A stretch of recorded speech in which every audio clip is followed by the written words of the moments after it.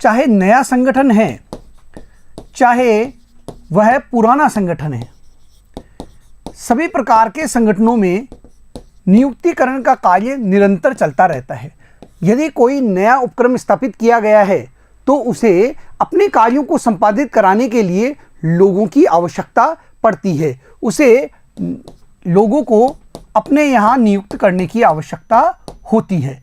वह नियुक्त करता है अनुभवी लोगों को और कार्यकुशल लोगों को नियुक्त करता है।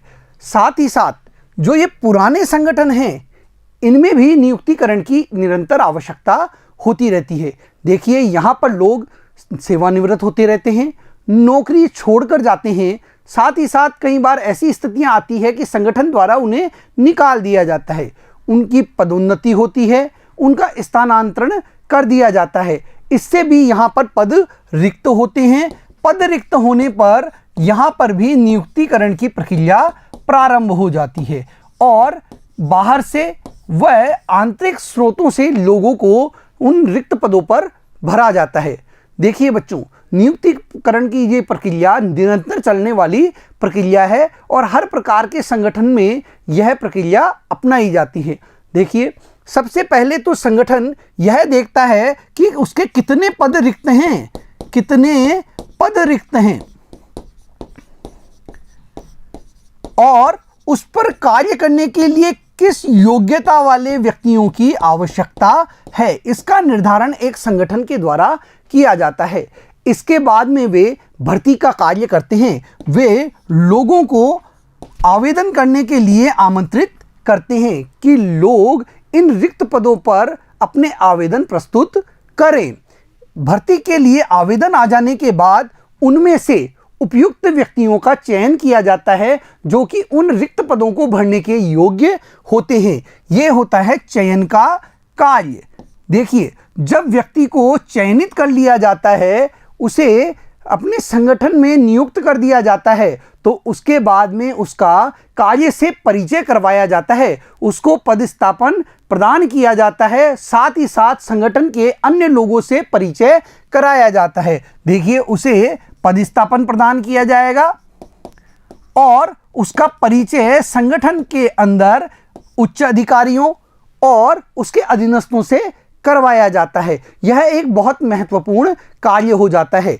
इसके बाद में जब उसे आगे बढ़ाने की बात आती है, तब समय समय पर कार्य से संबंधित उसे प्रशिक्षण भी प्रदान किया जाता है, उसका विकास करने का कार्य किया जाता है। ये सारे कार्य बच्चों जो नियुक्तिकरण है उसके अंतर्गत आते हैं। ये नियुक्तिकरण की प्रक्रिया के अंतर्गत आते हैं। देखिए, यहाँ पर उसको प्रशिक्षण दिया जा रहा है और प्रशिक्षण और विकास के बाद में उसके कार्यों का मूल्यांकन किया जाएगा कि वह किस प्रकार से कार्य कर रहा है, क्या वह संगठन के लिए अच्छा कार्य कर रहा है या नहीं। उसके कार्यों का मूल्यांकन किया जाएगा और उसके आधार पर उसे पदोन्नति दी जाएगी, उसके वेतन वृद्धि के बारे में सोचा जाएगा, उसके पारिश्रमिक को तय करने का कार्य यहाँ पर किया जाएगा। देखिए, ये सारे कार्य नियुक्तिकरण प्रक्रिया के अंतर्गत हर संगठन में चलते रहते हैं। आइए अब हम इस नियुक्तिकरण प्रक्रिया को और अच्छे से समझ लेते हैं। नियुक्तिकरण प्रक्रिया का अर्थ। प्रबंध की प्रक्रिया में नियुक्तिकरण प्रक्रिया का प्रथम कार्य संगठन में कार्य शक्ति की आवश्यकताओं की समय पर पूर्ति करना है। एक संगठन में लोगों की आवश्यकता है और उस समय भर्ती करके लोगों को नियुक्त करके उनको चयनित करके उस आवश्यकता की पूर्ति कर दी जाए, यह होती है नियुक्तिकरण। यह आवश्यकताएं नए उद्यम प्रारंभ करने के समय अथवा स्थापित उद्यम के विस्तृतीकरण के लिए या फिर तब उत्पन्न हो सकती है जब कोई कर्मचारी संस्था छोड़कर जाता है, सेवानिवृत्त होता है अथवा पदोन्नति या स्थानांतरण होता है अथवा उन्हें नौकरी से निकाल दिया जाता है। देखिए, यह आवश्यकता कब पैदा होती है? जब कोई नया उद्यम स्थापित किया गया हो। नया उद्यम जब प्रारंभ किया जाता है तो कार्य करने के लिए अनुभवी व्यक्तियों की आवश्यकता होती है। तो ऐसे में नियुक्तिकरण प्रक्रिया के द्वारा लोगों को नियुक्त किया जाता है। और पुराने संगठन में भी क्या होता है, लोग सेवानिवृत्त होते रहते हैं, नौकरी छोड़कर जाते रहते हैं, उन्हें निकाल दिया जाता है। स्थानांतरण और पदोन्नति के माध्यम से वे अगले पद पर चले जाते हैं, इससे पद रिक्त हो जाते हैं। उन पदों को भरने के लिए भी नियुक्तिकरण की प्रक्रिया अपनाई जाती है। सही पद के लिए सही कर्मचारियों को खोजना पर भी यह लागू होता है। देखिए, सही पद के लिए सही कर्मचारियों को खोजना ये बहुत महत्वपूर्ण होता है। एक कंपनी है, उसमें कंप्यूटर कार्य के लिए, देखिए कंप्यूटर कार्य के लिए कार्मिकों की आवश्यकता है, तो इसके लिए उस फर्म में कंप्यूटर की जानकारी रखने वाले व्यक्ति को ही नियुक्त किया जाएगा। तो सही व्यक्ति सही काम पर नियुक्त किया जाना महत्वपूर्ण होता है। नियुक्तिकरण एक महत्वपूर्ण क्रिया है जो कार्य शक्ति की आवश्यकताओं को समझने से प्रारंभ होती है, चाहे वह संगठन की अपनी आंतरिक आवश्यकता से संबंधित हो या उन संभावित स्रोतों के द्वारा जिनकी पूर्ति संगठन के बाहर के स्रोतों से हो। देखिए, सबसे पहले तो यह देखा जाता है कि कार्य शक्ति की कितनी आवश्यकता है, कितने लोगों की आवश्यकता एक संगठन में है जो कि उसके कार्य को चलाने के लिए आवश्यक है। अब इनकी पूर्ति या तो आंतरिक स्रोत से हो सकती है या तो फर्म इनकी पूर्ति अपने अंदर से कर सकती है, यानी उसके अलग अलग विभागों में से लोगों को लाकर उन रिक्त पदों को वह भर सकती है। इसके लिए वह स्थानांतरण और पदोन्नति का सहारा ले सकती है, या फिर वे बाह्य स्रोत का सहारा लेकर बाहर से लोगों की भर्ती कर सकती है, लोगों को अपने यहां नियुक्त कर सकती है। नियुक्तिकरण एक प्रक्रिया के रूप में किसी भी संस्थान के लिए अत्यंत महत्वपूर्ण संसाधन जो मानवीय पूंजी है का अधिग्रहण, प्रतिधारण तथा विकास करती है। देखिए, नियुक्तिकरण प्रक्रिया के अंतर्गत नए जो मानवीय संसाधन हैं उनको एक संगठन में अपनाया जाता है, उनका अधिग्रहण किया जाता है, उनका प्रतिधारण किया जाता है, उनको प्रशिक्षण देकर उनका विकास करने का कार्य किया जाता है। ये सभी कार्य नियुक्तिकरण प्रक्रिया के माध्यम से किए जाते हैं। देखिए, नियुक्ति प्रक्रिया के चरण, नियुक्ति प्रक्रिया के कौन कौन से चरण हैं वो देख लेते हैं बच्चों। पहला चरण है मानव शक्ति की आवश्यकताओं का आकलन करना। देखिए, इसके अंतर्गत किसी कार्य को करने के लिए कितने लोगों की आवश्यकता है, साथ ही साथ किस योग्यता वाले व्यक्ति की आवश्यकता है, इसका पता लगाया जाता है। और यह भी देखा जाता है कि संगठन के अंदर, उपक्रम के अंदर किसी कार्य को करने के लिए कितने संसाधन, कितने मानवीय संसाधन उपलब्ध हैं। तो यह होता है मानव शक्ति आवश्यकताओं का आकलन। इसके बाद कार्य होता है भर्ती का कार्य। देखिए, जो रिक्त पद आए थे, मानव शक्ति आवश्यकताओं का आकलन करने पर जो रिक्त पद ज्ञात हुए थे, उन रिक्त पदों को भरने के लिए लोगों को अधिक से अधिक संख्या में आमंत्रित करने का कार्य भर्ती के अंतर्गत किया जाता है। इसके लिए विज्ञापन व कई अन्य माध्यमों का सहारा लिया जाता है कि लोग अधिक से अधिक मात्रा में क्या करें, आवेदन करें।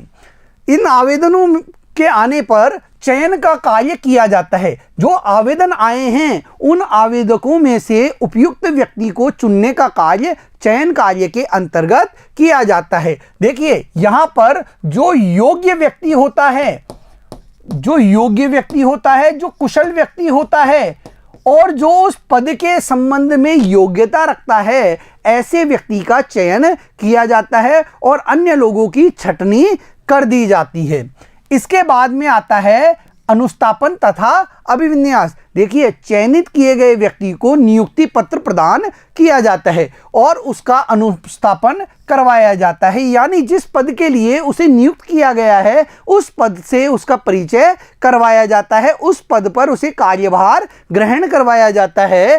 तथा अभिविन्यास यानी उसके जो अधिकारी हैं, उसके जो अधीनस्थ हैं, सहकर्मी हैं, उससे उनका परिचय करवाया जाता है। यह बहुत महत्वपूर्ण होता है किसी भी कर्मचारी के लिए। यह उसके वहाँ के माहौल से तालमेल बैठाने के लिए बहुत जरूरी कार्य होता है। इसके बाद प्रशिक्षण तथा विकास। देखिए, संगठन में किस प्रकार का कार्य होता है और उस कार्य को करने के लिए कर्मचारी में कुशलता को विकसित करने के लिए प्रशिक्षण दिया जाता है। उसके कौशल को विस्तृत करने के लिए, उसका मनोबल बढ़ाने के लिए, उसकी कुशलता को बढ़ाने के लिए प्रशिक्षण तथा विकास कार्य किया जाता है।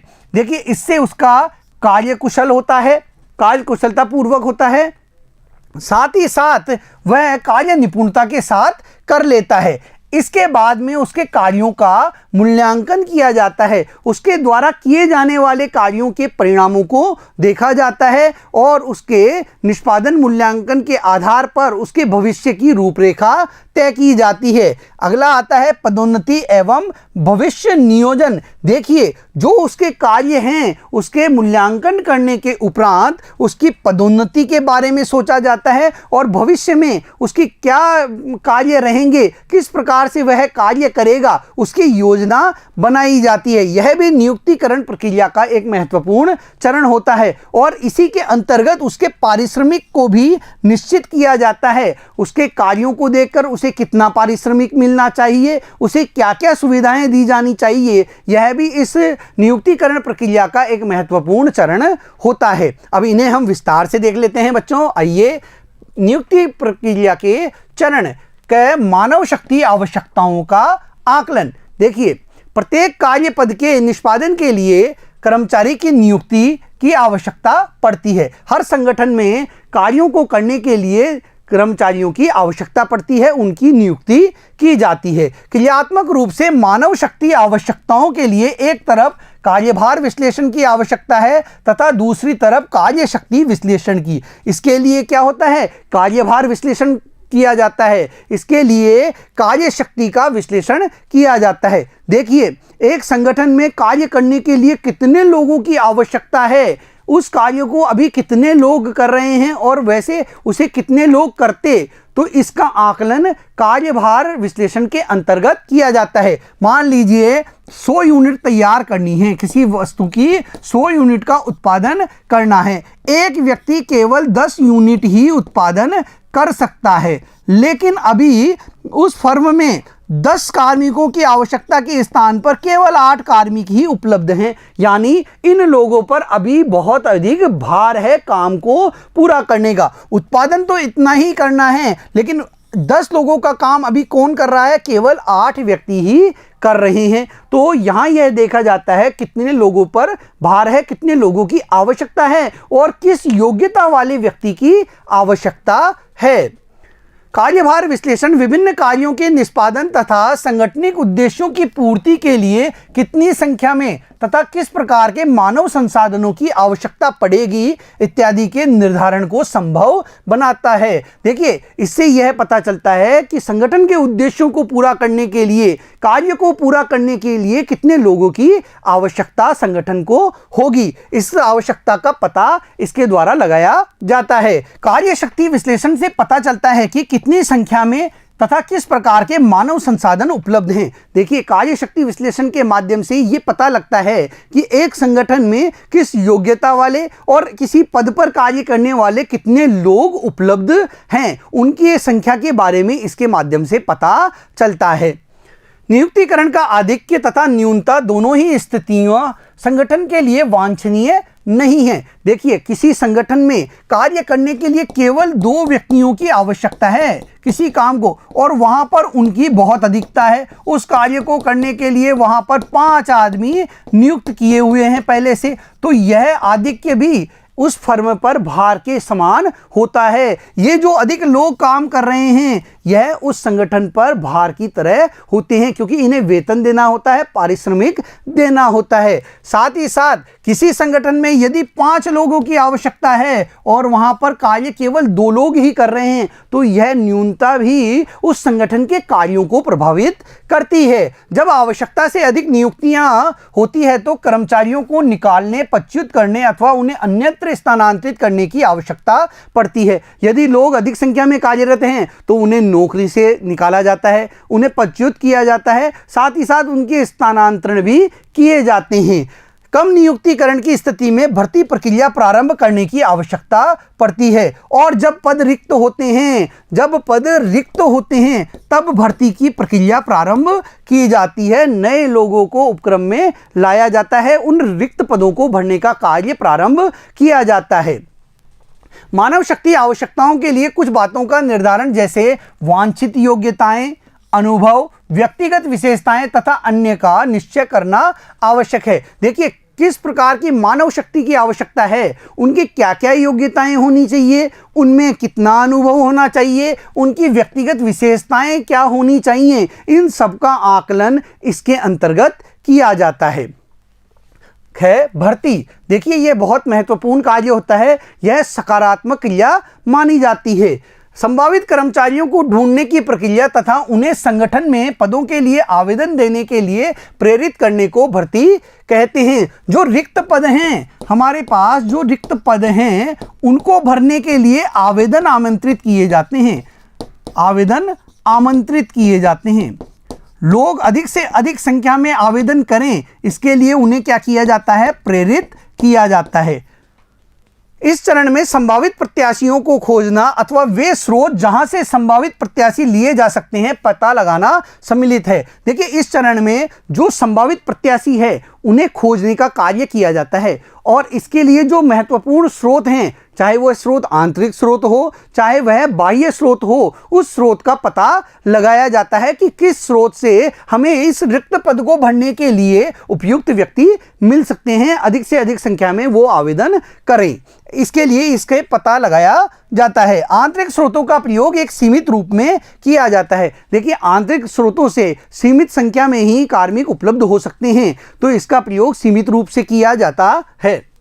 नए प्रतिभावान व्यक्तियों के लिए तथा विस्तृत विकल्प के लिए बाह्य स्रोतों का प्रयोग किया जाता है। यदि अधिक संख्या में लोगों को भर्ती करना हो तो इसके लिए बाह्य स्रोत का प्रयोग किया जाता है। साथ ही साथ संगठन में नए प्रतिभावान लोग आए, इसके लिए भी बाह्य स्रोत का प्रयोग किया जाता है। चयन एक ऐसी प्रक्रिया है जो भर्ती के समय बनाए गए संभावित पद प्रत्याशियों के समूह में से उपयुक्त कर्मचारियों को चुनती है। देखिए आवेदन आए, कई कर्मचारियों ने, कई लोगों ने रिक्त पद के लिए आवेदन किया, इसके बाद कार्य प्रारंभ होता है उनमें से उपयुक्त व्यक्ति के चयन का। जो रिक्त पद को भरने के लिए उपयुक्त हो, योग्य हो, ऐसे व्यक्ति का चयन किया जाता है। जो उपयुक्त व्यक्ति है उसका चयन कार्य प्रारंभ होता है। इसके अंतर्गत विभिन्न कार्यों के लिए योग्य प्रार्थियों को चुना जाता है, जिसके लिए रोजगार परीक्षाएं लेना, साक्षात्कार एवं चिकित्सीय जांच सम्मिलित है। और इसके लिए क्या किया जाता है, रोजगार परीक्षाएं ली जाती है, कई प्रकार की अलग अलग परीक्षाएं ली जाती है, उनका साक्षात्कार लिया जाता है, उनकी चिकित्सीय जांच होती है, उनके द्वारा दिए गए प्रमाणों की जांच करवाई जाती है, पुलिस वेरिफिकेशन करवाया जाता है। जो परीक्षा तथा साक्षात्कार में सफल होते हैं उन्हें रोजगार अनुबंधन प्रस्ताव दिया जाता है, जो एक लिखित दस्तावेज होता है। रोजगार अनुबंधन प्रस्ताव जो कि लिखित रूप में होता है वह चयनित व्यक्तियों को दिया जाता है। चयन प्रक्रिया की कठोरता दो मुख्य प्रयोजनों की पूर्ति करता है। यह सुनिश्चित या आश्वस्त करती है कि संस्था को उपलब्ध व्यक्तियों में सबसे योग्य व्यक्ति प्राप्त हो। देखिए चयन प्रक्रिया को कठोर बनाकर यह आश्वस्त हो जाता है प्रबंधन कि उन्हें जो भी कार्मिक प्राप्त होंगे वे कैसे होंगे, योग्य होंगे। वे सबसे योग्य व्यक्तियों को ही अपने यहाँ चुनने का कार्य इस प्रक्रिया के माध्यम से करते हैं।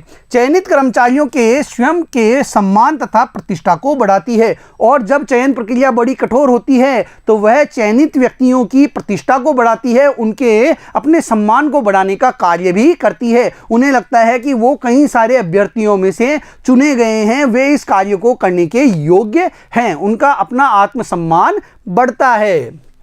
अनुस्थापन तथा अभिविन्यास। अनुस्थापन से तात्पर्य कर्मचारी के पदभार संभालने से है जिसके लिए उसका चयन हुआ है। इसके अंतर्गत कर्मचारी को उसका पदभार संभाला जाता है जिस पद के लिए उसका चयन किया गया है। अनुस्थापन एक महत्वपूर्ण प्रक्रिया है, इसके द्वारा ही सही कार्य पर सही व्यक्ति को नियुक्त किया जाता है। देखिए अनुस्थापन के माध्यम से ही जिस कार्य के लिए व्यक्ति का चयन किया गया है उस कार्य पर उस व्यक्ति को लगाया जाता है। अभिविन्यास की प्रक्रिया कर्मचारियों को अन्य कर्मचारियों से मिलवाने का अवसर देती है तथा उन्हें संस्था के नियमों एवं नीतियों से अवगत कराती है। देखिए अभिविन्यास के माध्यम से कर्मचारी अपने उच्चाधिकारी से मिलता है, अपने अधीनस्थ से मिलता है और अपने सहकर्मियों से मिलता है। साथ ही साथ वह संगठन के उपक्रम के नियमों और नीतियों से भी परिचय प्राप्त करता है, जानकारी प्राप्त करता है।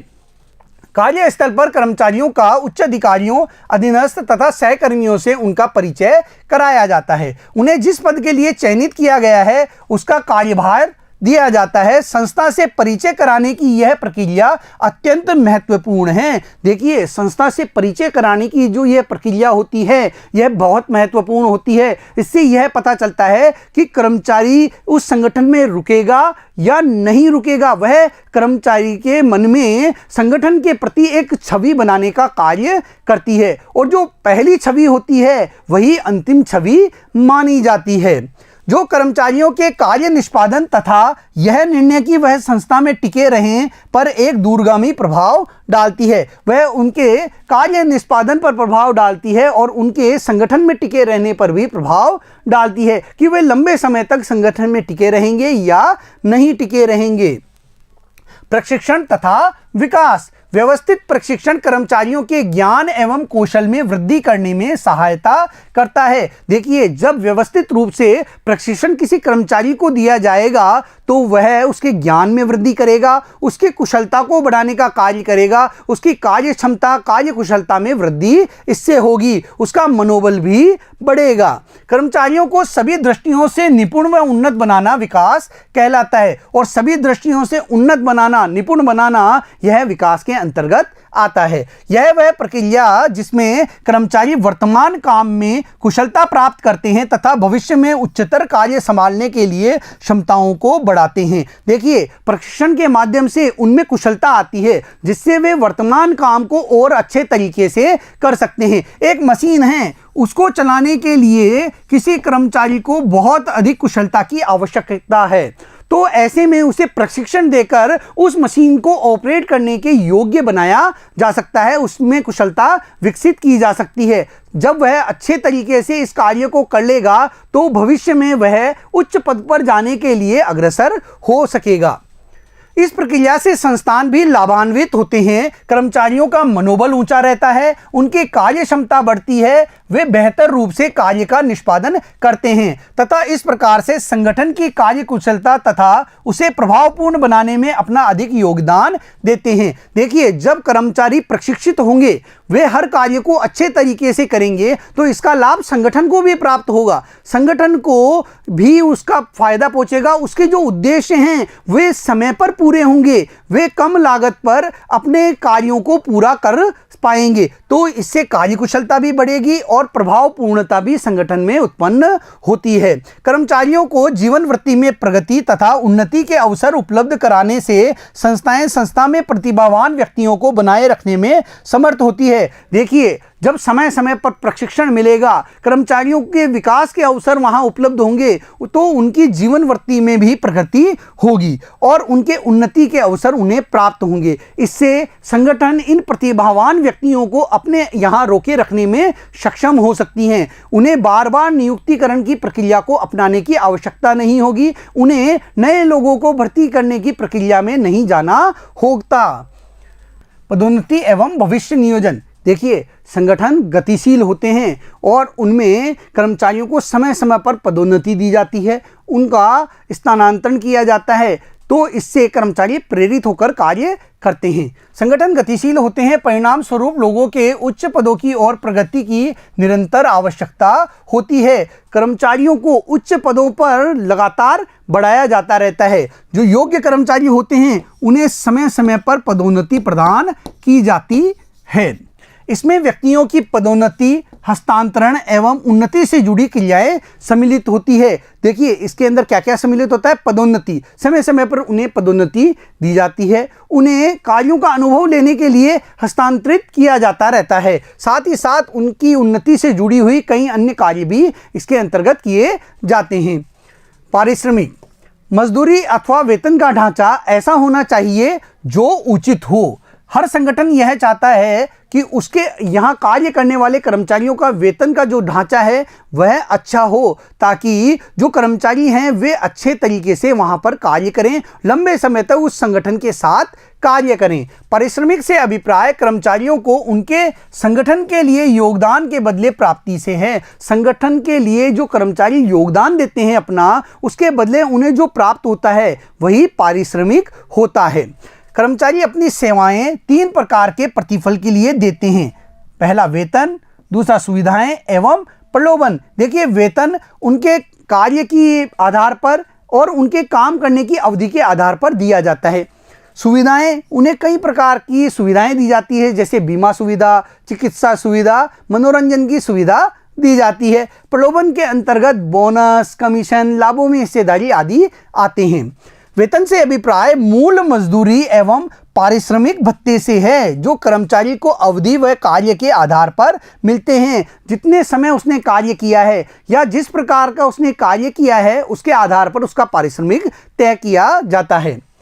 प्रलोभन में बोनस, कमीशन एवं लाभ में हिस्सेदारी की योजनाएं सम्मिलित है। सुविधाएं जैसे बीमा, चिकित्सा, मनोरंजन, अवकाश प्राप्ति आदि परोक्ष पारिश्रमिक हैं। देखिए, जो सुविधाएं होती हैं इन्हें हम परोक्ष पारिश्रमिक भी कहते हैं। इनके अतिरिक्त प्रबंधकों को कुछ कानूनी औपचारिकताएं भी पूरी करनी होती है। देखिए, कुछ कानूनी औपचारिकताएं भी एक संगठन के प्रबंधकों को करनी होती है, जो कर्मचारियों को भौतिक व वित्तीय सुरक्षा प्रदान करने का कार्य करती है। इनसे कानूनी जो औपचारिकताएं हैं, इनसे कर्मचारियों को भौतिक प्रकार की सुविधाएं मिलेगी, वित्तीय प्रकार की सुरक्षा प्राप्त होती है। बच्चों, आज हमने नियुक्तिकरण प्रक्रिया के विभिन्न चरणों के बारे में जानकारी प्राप्त की। ये चरण चाहे नया उद्यम हो, चाहे पुराना उपक्रम हो, सभी जगह यह प्रक्रिया अपनाई जाती है। अगले वीडियो में फिर मिलेंगे। धन्यवाद।